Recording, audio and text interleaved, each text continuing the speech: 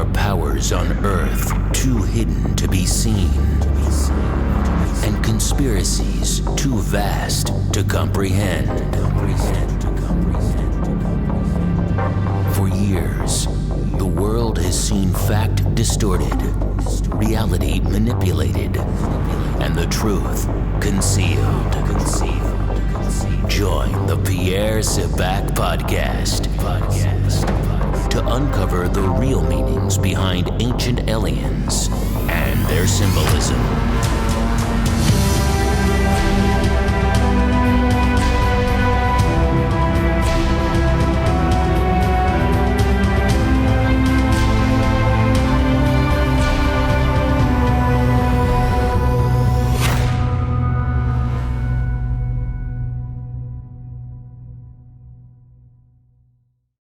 Hi, this is SABAK, unlocking the keys to the mysteries. Now today I want to look at the Anthropos in relation to the Demiurge, and I also want to look at the Hermetica in terms of what the Hermetica has to say about the Anthropos.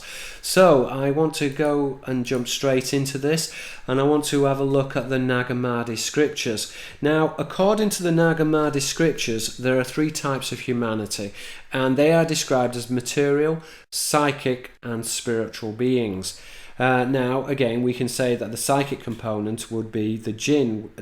We said in Greek, dianoia is closely related to a daemon, in the same way that in the Arabic, Karin is a companion spirit or a familiar type of jinn, which is related to Kari, which is telepathic. So there are three types of humanity: material, the physical type made from matter, psychic, and then we have spiritual beings, which again are often identified with the ru'akh Elohim, the high spirits, which can be understood to be a type of Erin, the watchers or the shining ones, which are the seraphim. So there are three types of humanity, which are material, psychic, and spiritual beings. In religious symbolism, this can be represented as the Trinity. Now, the three forms of humanity, there are revered life forms, and they can be understood to be the Anthropos. Now, the term Anthropos literally means human, and it's a term which is used generically to describe the three intelligent humanoid races. And I want to try and just emphasize here that within the Greek, the term Anthropos within Gnostic literature had a much more wider interpretation. So when they were saying that such as the jinn or the seraphim were human, they were not literally saying that they looked like human beings. They were saying that they had characteristics which were human-like. In other words, they were intelligent, they were sentient. So we would perhaps use the word today humanoid. Okay, so the word Anthropos, although literally it means human, it's perhaps better understood to be interpreted as a humanoid race. Now, this is important because the Anthropos, again, is a very deferential way of speaking about the others, particularly sentient beings or sentient races which are non-human. Now, again, within the Greek, they would also describe angels as strangers and as aliens as well, the Allogenes. So again, we're seeing that there is this relationship between them using deferential language and describing them as being human-like or humanoid, and the fact that they also describe them very literally as being strange or alien. Now, the Anthropos is a term used generically to describe the three intelligent humanoid races, which include mankind, jinn, and the angels. Now, the jinn can be understood to be a type of fallen angel, and they are certainly correlated with the seraphim. Now, those arguments are quite complex, but I have covered those arguments in a number of my previous videos.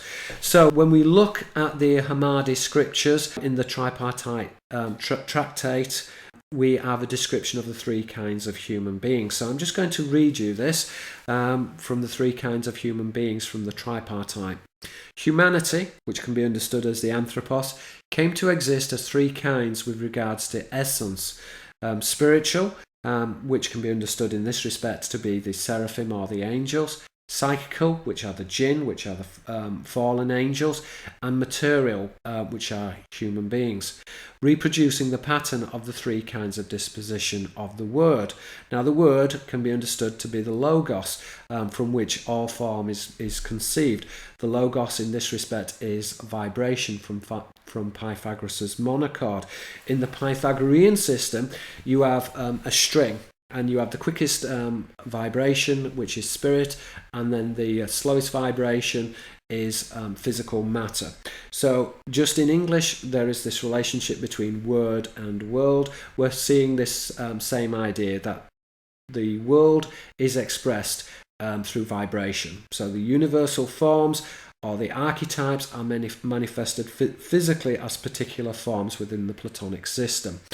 Now, so there are three kinds of disposition of the word: the logos, and this can be understood as harmony, rhythm, and meter, which are the musical notes played on Pythagoras' monochord, from which sprung material, psychical, and spiritual beings. The essence of three kinds can each be known from its fruit. Now, in this respect, fruit is used not in a literal sense, but in a figurative sense to describe its offspring. And again, we're seeing this idea that the demonic races, the angelic races, that they have offspring, that they are physical beings, and that they can traverse the physical reality. So the Anthropos, or the three races, are understood to be material. Now the Anthropos would be the proto-man, not the Adamic races, which were tweaked by the Elohim, but the proto-races. We have the psychical, which are the jinn, and then we have the spiritual, which are the seraphim. So here we're seeing that pure matter, that there was a corruption to pure matter, and this was primarily through genetic engineering, which is understood to be the fall of the Anthropos. Again, this is identified with the second creation and the replanting of humanity upon the earth. Again, this is often correlated with human-angelic intercourse, which led to the grafting of bloodlines or the stitching of bloodlines, again, which has this connotation of the Nephilim in the biblical traditions, in particular the reframe, because the etymology of reframe can actually connote to stitch. So this is a hybridized race or a stitched race. Again, the grafted bloodlines, the symbolism of the grafted bloodline is a scion, which can be represented genealogically as a family tree. This idea of grafting together a human and a human angelic bloodline are grafted together, they are stitched together. So we can say therefore that the Anthropos originally was divine, and it was conceived individually from the first creation. So the Anthropos arose from the first creation, and figuratively this was the creation of the angels, the jinn, and the proto-human. Materially, they originated from the universe. Spiritually, they came from the aeon. As we said before, the aeon is really the holographic universe. This idea that the aeon is a concentric circle, which can be understood to be a type of interference pattern from which the spirit element is projected into physical matter. Now, we said before that the three races can be understood to be three types of humanity, which are the Anthropos, and that the Anthropos is compartmentalized into three distinct forms, which can be understood to be the spirit, mind, and body. Again, within the Greek, there is this correlation between nous, the mind, and pneuma, which is the spirit. The spirit in which the mind and the spirit are one and the same. Now,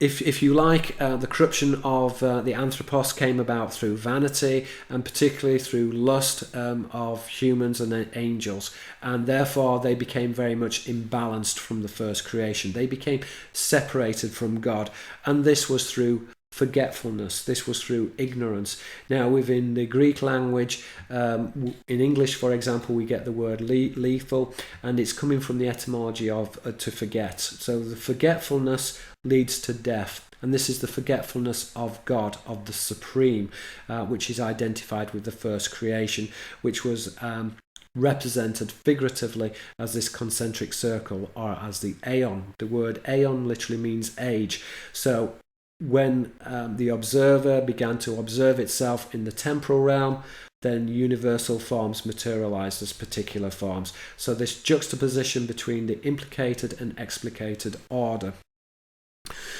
So when we look at this, it can be symbolized as a circle and a triangle. We're seeing that there is therefore a connection between the spirit, which can be represented as the seraph, the mind, which can be represented as the jinn, and the body, which can be represented as man, or if you like, the sacred unity, which can be represented as a circle and a triangle. Now, the circle and triangle within symbolism is very important because it actually connotes a spinning wheel, which were identified with angelic carriers. So again, this is used as a symbol of a cog and a tooth. A cog and a tooth is a wheel, an intersecting wheel, which is related to the Ophanim wheels, which were these angelic carriers, which were described as spinning wheels. In today's parlance, this would be a flying saucer. But in the ancient languages, this was a type of angelic carrier, which was represented variously as a shield, which was catapulted, or a type of projectile or missile, which was fired from a catapult, which was a spinning shield.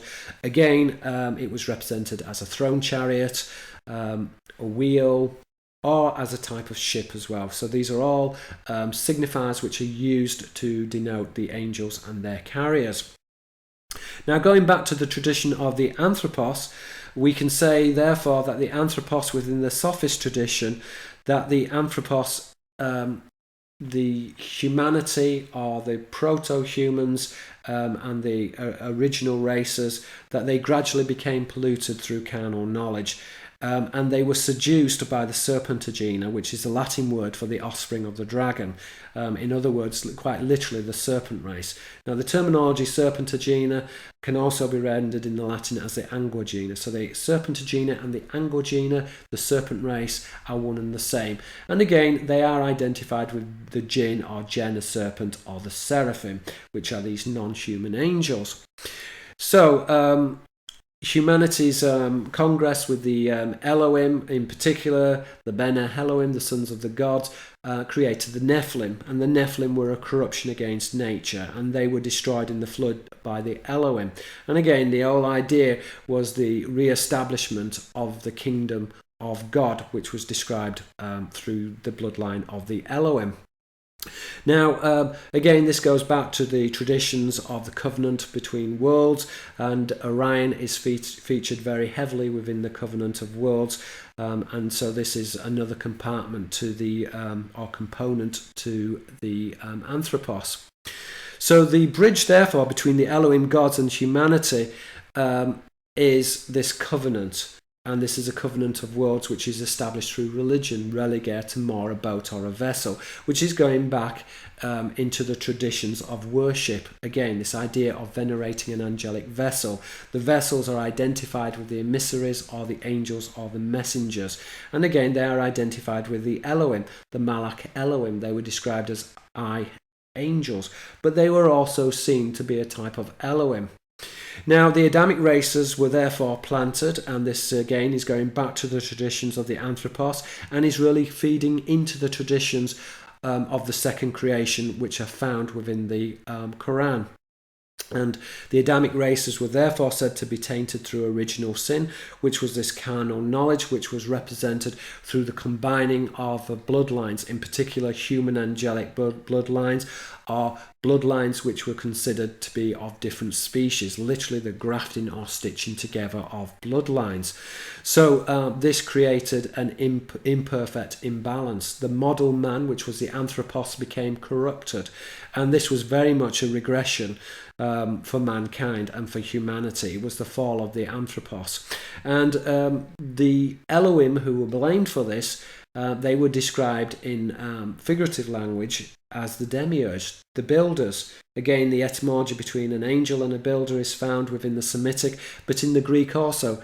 The Demiurge or Demiurgos literally means the public craftsman. The public craftsman literally is this genetic engineer, and so he genetically engineered the race of mankind. He corrupted the Anthropos, and this is very much going back into traditions of the second creation and the fall or the debasement of the Anthropos. Right, that's basically a short summary of the Anthropos, how it feeds into the traditions of the jinn, how it feeds into the traditions of the Demiurge. If you've enjoyed this video, then please give me a thumbs up. Please pass these videos around. Also check out my website at PIERRE SABAK Books. This is PIERRE SABAK. Let's try and make this a better world. Thank you very much for listening. Thank you.